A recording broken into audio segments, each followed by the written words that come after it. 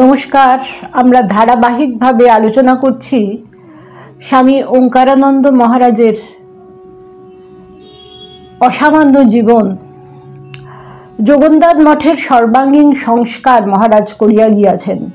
শ্রীরামকৃষ্ণ মন্দির সংস্কার এবং মন্দির মধ্যে শ্রীরামকৃষ্ণের মর্মর মূর্তি স্থাপন তাহারই আপ্রাণ চেষ্টার ফল। কলিকাতায় আসার পর মহারাজের একটি বিশেষ কাজ ছিল রামকৃষ্ণ মিশন ইনস্টিটিউট অফ কালচারে উপনিষদ ক্লাস করা। যেদিন উপনিষদ ক্লাস শেষ হইল সেদিন বলিয়াছিলেন, স্বামীজির কথা পালন করলাম। তিনি বলেছিলেন কলকাতার লোকদের একটা নাড়া দিতে হবে। হাওড়া রামকৃষ্ণ বিবেকানন্দ আশ্রমে মহারাজ প্রায় 14 বৎসর সাপ্তাহিক ধর্মসভা করিয়াছিলেন। এই প্রতিষ্ঠানটির প্রতি তাহার বিশেষ প্রীতি ছিল।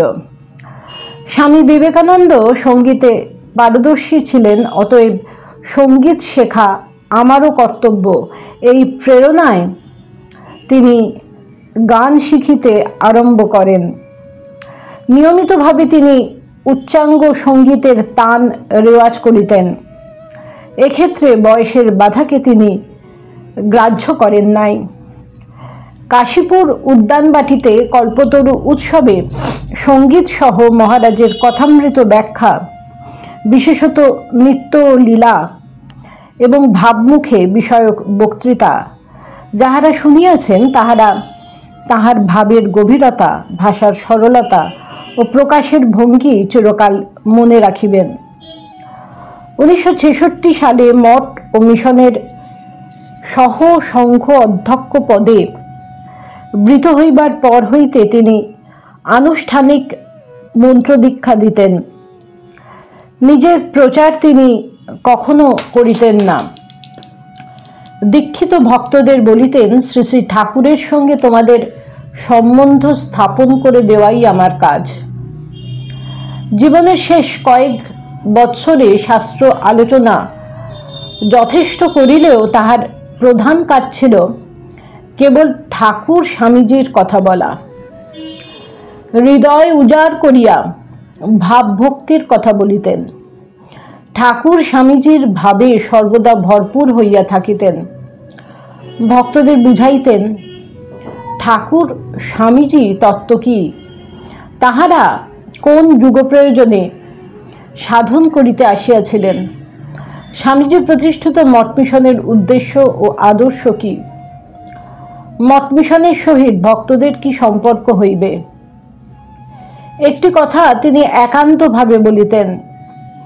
বলিতে বলিতে পবিত্র অগ্নির মতো জ্বলিয়া উঠিতেন। ঠাকুর স্বামীজি এই যুগের একমাত্র উপায়, উপেয়। তাদের ধরে থাকো, পার পেয়ে যাবে। শেষ কয়েক বৎসর যাবৎ হৃদযন্ত্রের বিকলতার জন্যে বাহিরে ক্লাস বন্ধ থাকিলেও যোগদানের ক্লাস বন্ধ হয় নাই। অসুস্থ শরীরেও অনলসভাবে শ্রী শ্রী ঠাকুর স্বামীজির ভাব জনসমাজে প্রচার করিতে করিতে 8ই মে 1973 সালে এই মহাজীবন চিরবিশ্রাম লাভ করিয়াছিল। একজন ভক্ত বলিয়াছেন, মহারাজের শরীর তখন খুব অসুস্থ। 5ই মে 1973 মহারাজ বললেন, এই শরীরটা বড়ই দুর্বল হয়েছে।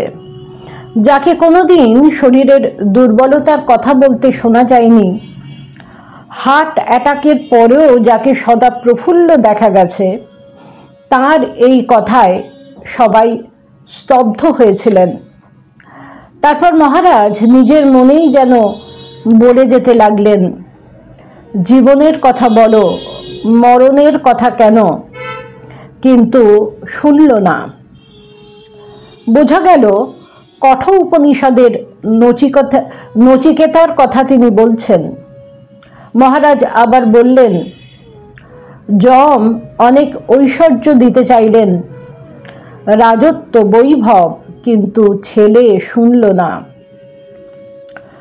15 বৎসরের বালক যমকে বললে, মরণের কথা শুনতে চাই। মহারাজ চুপ করে গেলেন। তিনি দেহত্যাগ করলেন, কিন্তু ভক্তদের জন্য রেখে গেলেন এক দিব্য জীবনের অমূল্য স্মৃতি, যা সর্বদা প্রেরণার উৎস, শক্তির আধার আর পথনির্দেশক আলোকবর্তিকা।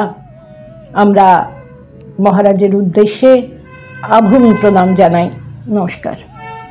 প্রাণারাম প্রাণারাম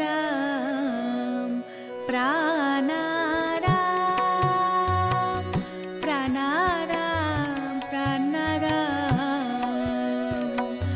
প্রাণারাম।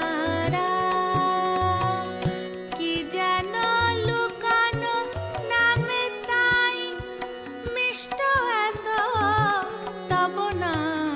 প্রাণারাম প্রাণারাম।